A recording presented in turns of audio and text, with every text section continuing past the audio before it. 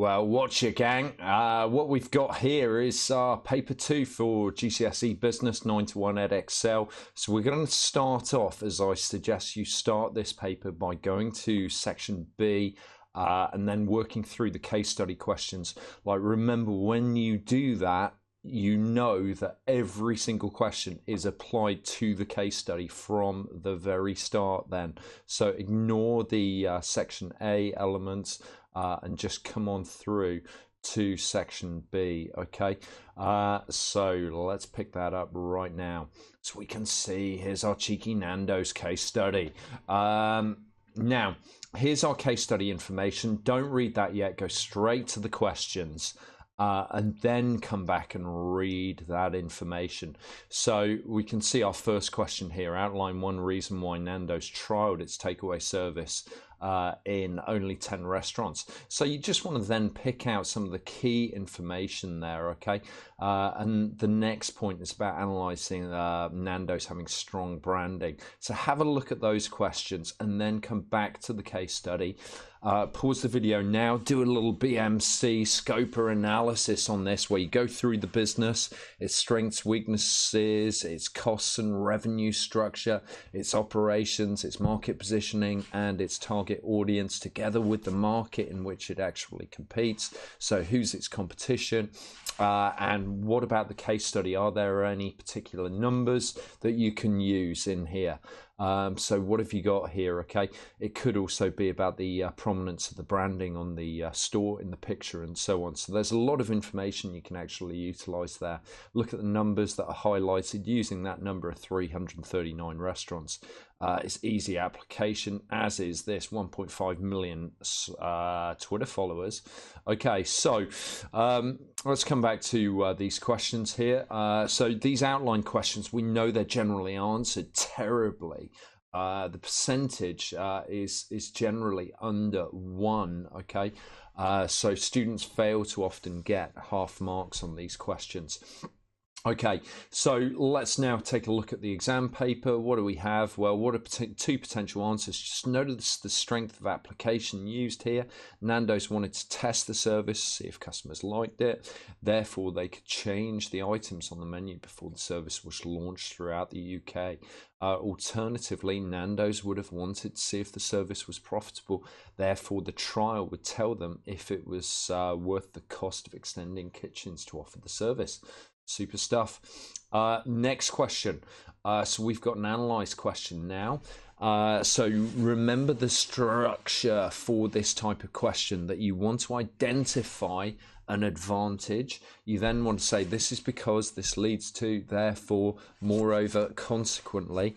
And you also want to include 2 to 3 pieces of really strong application. To get a full marks, I'd suggest you aim for at least 3 pieces of application. So you may want to have a go at that question now. All right, let's have a look at the mark scheme. What have we got? So 4B. So these are our source Surveyor 2 application that you may have chosen to use. Of course, if you used anything slightly different, that's absolutely fine. All right, the examiners are taught to ensure that you are given credit for any reasonable answer that you're making. These are the potential examples that they've come out with here. So there we go, and you can see this breakdown: 3 marks for AO2, 3 marks for AO3A, which is those 5 interconnected points or logical chains of reasoning, as they also describe it. So there's our top boundary there. All right, super stuff. Let's go back to our exam paper. Okay, guys, so in this question, we've got a nice calculate question. Calculate the quantity of desserts sold as a percentage of all meals sold at Nando's restaurant in Exeter. So percentage of all meals sold. So we can see that these are our desserts here. Look at the key that we've got down here. Our main course is here, and of course there's our starters. So we now need to work this out as a proportion of all of the meals that are actually sold. So to do this, we've got to take this figure 232 and divide it by the whole lot. So look at what we've got here. 232 divided by 232 plus 62 plus 286 times 100 gives you the percentage. Okay, so let's move it through to our next question. So we saw that it was about the average price paid there, I believe. So using the information figures 2 and 3, calculate the average daily sales revenue generated from main courses. Okay, so we can see the actual main courses, £14.20 as an average. And then we can see, well, they're selling 286 of these on a daily basis. So therefore, Nando's will incur revenue from just the main courses of £4,061.20. Okay, so a simple revenue calculation, really. Okay, let's move it through now. So we're now on to our second analyze question. Remember, 2 of these, we've already seen one, so represents 12 marks of your overall paper. Nando's restaurant in Exeter uses a just-in-time stock control system. Analyze the drawback of Nando's of using just-in-time. So you have to focus on the drawback here. What drawback do you want to choose? It could be that they need really reliable suppliers. That's certainly a good one. It might be that they don't have sufficient stock if there's a sudden increase in demand, okay? So there's a variety of different approaches you could use here. Remember, you've got to use 5 connected sentences in your explanation of this drawback. So identify that drawback. This is because this leads to, therefore, moreover, consequently, and try and include 3 pieces of application within there as well. Okay, so let's look at the mark scheme breakdown for this. Okay, so what do we got here? It could be Nando's running out of important ingredients such as chicken breasts. How easy is that application? Nando's will not be able to bulk buy raw materials like peri-peri sauce, so that of course means that they won't generate the same economies of scale. Okay, yeah, it's relatively straightforward if you've got a good understanding of just in time there. Okay, excellent. Let's keep on going. So we've got state 1 factor that Nando's should consider in setting the prices for its takeaway menu. So again, you've got to get application across in this 1 mark response to show that you've really thought about this in the context of Nando's. Okay, so every answer that you give in section B and C must include application. So let's have a look at how the mark scheme has provided a suggestion of how you may do this. So it could be costs of extending kitchens, employing new chefs, ingredients, excellent, amount of competition in the local takeaway food market, okay, and the prices they charge. Those are all certainly reasonable answers. Right, so outline 1 benefit to Nando's from using viral advertising. So how many Twitter followers was it? What sort of free promotion does that offer? Okay, well, that's a nice straightforward question, but most students we know will miss out on getting marks on these questions. Most students will miss out on getting a mark on these questions. Okay, so just bear that in mind. Let's have a look at what it suggests here for our outline question. Okay, so Nando's will be able to benefit from very low cost advertising because the advertising message will be passed on through social media, benefit from advertising that spreads quickly to its targeted market. This is because young people are more likely to use social media to share the viral campaign. Yeah, okay, all right, fine. Okay, lovely. So now we've got a 9 mark question. So remember, there's 2 of these in each exam representing 18 marks, almost 20% of your overall grade comes down to understanding how to answer these questions. So to improve the profitability of its takeaway service, Nando is considering the following 2 options. Option 1, developing an ordering app for mobile phones, or option 2, introducing a home delivery system or home delivery service. Justify which one of these 2 options Nando should choose. It doesn't matter which one you actually think is better. Pick the one that you can explain better. Then give it 5 connected sentences, 2 pieces of application. Then you want to have a counter argument with ID, BLT. So you identify a point, this is because, this leads to, therefore, and include some application in that. And then finally, a judgment. So answer the question, justify your answer. It depends upon, and most importantly. All right, let's have a look at the way that this is put together in the mark scheme here. Nice bit of detail for us to have a look at. So we can see our points of AO2 that you can use, and it could literally be anything. It could be as simple as using just some of the figures in the case study, but you've got to show application throughout the entirety of your answer to reach full 3 marks here. These are potential points of AO3A that you could offer. Okay, so your 5 connected sentences in that big hefty first paragraph, remember to include that application there. And these are our counter arguments and evaluative points that you can consider here as well. Okay, so yeah, hopefully that looks nice and straightforward to you. Pause the video if you want to go through that in a bit more detail. So let's keep it rolling. Now we can expect our second case study, can't we? Okay, because we know we're always going to have 2 case studies. So we've got GoPro. Okay, immediately it's jumping out at me that it's a public limited company. That, of course, gives you useful information to consider here, okay? But remember what you want to do. You want to jump straight to the questions. Have a look at the questions. What does it say? Public limited company. Okay, so how does the mark scheme suggest that we actually do this? Well, this is a company whose shares are traded on a stock exchange. Well, this question doesn't actually need application, okay? Yeah, in paper 2 on the section C, the third part of the exam, we can expect a knowledge-based question. We can see that right there, okay?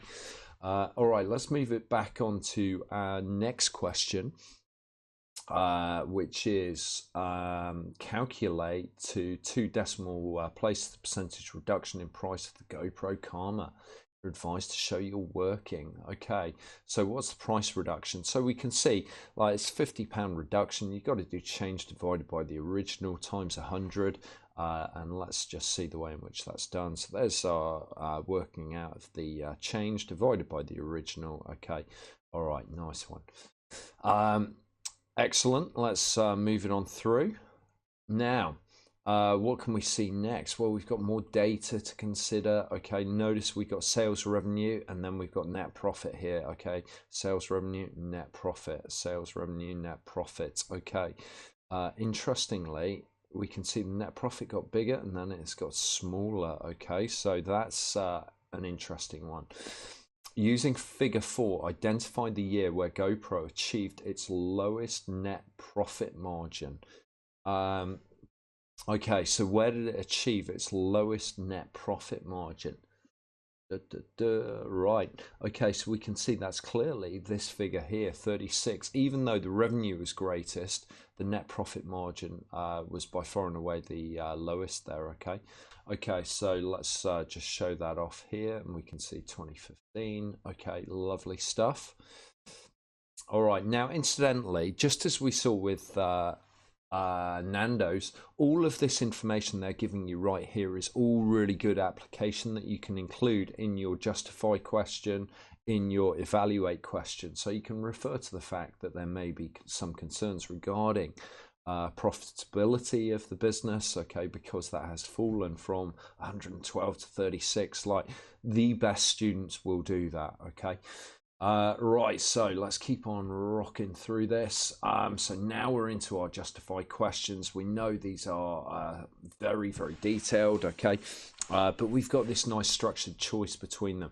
Choose the one you prefer to actually explain. You need your 5 connected sentences explaining why you think that's a good idea. Then you need your counter argument. Then you need your final judgment, of course. All right, so you may want to give that a go right now. And let's show you the mark scheme. You may want to use the mark scheme to actually help you to write this and to structure this. Okay, so we can see points of application here. Notice it's actually referred to the $36 million in 2015. You need to have application throughout the entirety of your answer. These are our points for your first hefty ID, BLT, MC paragraph. Okay, try and get 2 pieces of application in that first paragraph. These are the points down here for your counter argument and for your evaluation point. Right, super stuff. This is for your counter argument, that's for your evaluation. Okay, AO3B. Right, let's move it on through and let's see what we've got here. Final question, evaluate question. Well, we know to expect that. There's only one of these. That's the good news. Okay, they are quite hefty. Now, start with a definition and try and apply that particular term that's highlighted here. So we can see function within GoPro's design mix. Okay, start with the definition of what the design mix actually is. So function, costs, and aesthetics, okay, or appearance, and then make sure that you apply that to the business in your definition. So how to GoPro use that? Then go into your detailed ID BLT plus MC paragraph, then give it a counter argument, ID BLT, and then finally your aim judgment. Answer the question, justify your answer, it depends upon, and most importantly. All right, so that's the overall structure you want to use. Remember to try, if you can, and use CHESS in your final judgment. CHESS standing for consequences. So what are the consequences of getting the function right? How will that help? How will that hinder? What about impact on efficiency? So the cost of manufacture. And what about economies of scale? Short run, long run, and what about the success of the business there? So you can think about those elements within your final judgment. Let's show you the mark scheme for that last question. Right, so here it is. Okay, so these are our points of interconnected development for AO1B, AO2 examples, but it could literally be anything that you're actually including there. AO3A, so that is your ID BLT MC paragraph. And finally, we can see your counter arguments and your evaluative points, AO3B. All right, nice one. Right, so section A, we know we can get through this very, very quickly. So notice the first 2 questions, multiple choice questions, nice and straightforward. Okay, know your terminology and you'll be able to answer these. So okay, first answer D, second answer C. Okay, hope that's all right. So let's now have a look at our explain questions. Explain questions, so important. You're going to do 12 of these across the 2 papers you do in your GCSE, so make sure you really know the structure to use for these types of questions, and that is IDLT. So you identify a point, this leads to therefore. Right, okay, so explain one benefit to a business from exporting its products. Well, one benefit, of course, is that you can reach a new target audience or target market. Okay, this can lead to an increase in sales and increased profits. Like, you don't need to use all this space. Why they give you all this space to almost encourage you to rewrite the question. Don't be that student. Don't be that student. That's so annoying. Okay, now just focus on answering the question. All right, I don't mean they're annoying, they're just as wonderful as everyone else, of course. Right, so let's have a look at the next one. What have we got next? Explain one impact improved technology may have on a business. Okay, so one impact improved technology may have on a business. Just showing you the suggested mark scheme here. Okay, so we can see these points that are highlighted. We can see these ones. Let's just show you the question above. So I didn't really show you that one. There it is. Okay, so just notice the way these explain questions, 3 sentences, really short, really sharp. They don't need to be as long as these ones are. Okay, just state your actual impact, whether it's positive, whether it's negative, it doesn't matter. Okay, in this case, because it's just asking for an impact. Let's move it on through. So we've got slightly harder multiple choice questions now. Okay, because it's picking 2 from 5. So which 2 of the following? Yeah, okay, so again, have a go at those. see how they are for you. Are they all right? Are we happy? Right, let's now come and have a look at our mark scheme. Okay, so we can pull those points out there, all right? Okay, and we can see we've got a calculate based question next. Now, when it comes to your calculate questions, if you struggle with them, I get that. Some students do find them difficult, and that's okay. Don't waste time on them, okay? Just move on through. If you find that you are spending more than a couple of minutes, you've just got to move through to the next questions. Don't worry about it, okay? It's only like a small proportion of the overall exam. So using the information table 1, calculate the cost of sales to the business. So we can see that we've got sales revenue 2 million. We can see that we've got gross profit, which is 1.1 million. So the difference between those two is, of course, 0.9 million or £900,000. Okay, they've just put this. They've got sales revenue, which should be up here, and these two should move down one. Okay, so they've just organised that in a slightly irritating way to make it slightly trickier. That's all. But if you know your stuff, you'll be fine. There it is. Okay. All right, let's look at the next question. So we're back onto our explain questions. Explain one reason why a business may provide employees with fringe benefits. Okay, so one reason why a business may provide employees with fringe benefits. Okay, it could motivate employees, fine. Therefore, or leading to employees working harder. Therefore, productivity within the business will increase. All right. Alternatively, employees have a greater connection with the business, okay, so they feel greater affinity. How joyous is that?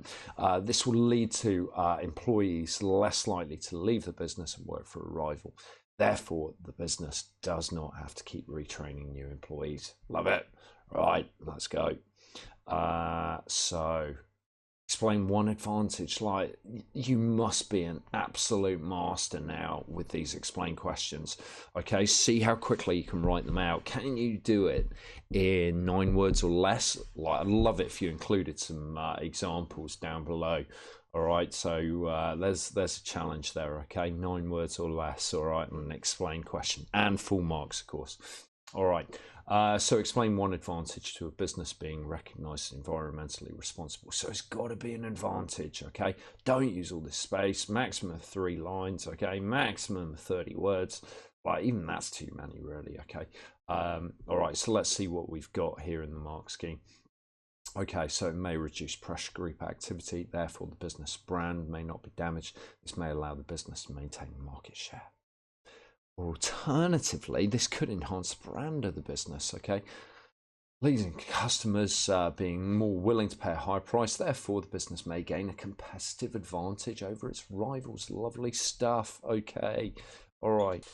Right, so let's now take a look at our third set of questions here, okay? Question 3A, which one of the following documents would not be produced by a business part of the recruitment process? Okay, like the actual options they're giving you here, you know, make it a little bit harder, but the one that they're not going to produce is, of course, the CV. That's the applicant. Okay, so let's keep going then. Now, what do we got next? Well, we've got another calculate based question. Okay, so let's just keep that all in screen so you can pause the video and give that one a go. Okay, so let's see what we've actually got for this question. As we move on down, we can see that there's our answers for that calculate question. So of course it's saying to us, calculate the average sales revenue for business A for the 4 months between May and August 2016. Okay, you're advised to show your workings. So you've therefore got to add all those up and then divide by 4, as we can see there. Okay, so let's keep going, and what do we see next? Well, we got 2 beautiful explain questions. Look at this, 6 marks in the bag. One benefit has to be a benefit, one benefit has to be a benefit. Okay, so let's do both of these at the same time. One benefit of the business using job rotation. Okay, so that may actually improve employee engagement with the work that they're doing. Okay, this could lead to greater motivation, therefore productivity could improve. Alternatively, what do we got down here? Explain one benefit to a business of having performance reviews with its employees. It means that there's clarity over targets that are set. This would lead to better coordination of activities within the business. Therefore, the business is more likely to be successful, productive, profitable, etc. Okay, let's have a look at what the mark schemes recommended here, or suggested rather, okay, for C and D. Firstly, C, here's the suggestions that are made. And here's the second suggestion. And then let's come on down and have a look at D. And here's our first suggestion. Here's our second suggestion. All right, love it. So let's now finish off in style with our discuss question. Okay, so our discuss question, as we know, we've got to use that IDBLT based approach plus MC. We don't have to worry about any application here, of course.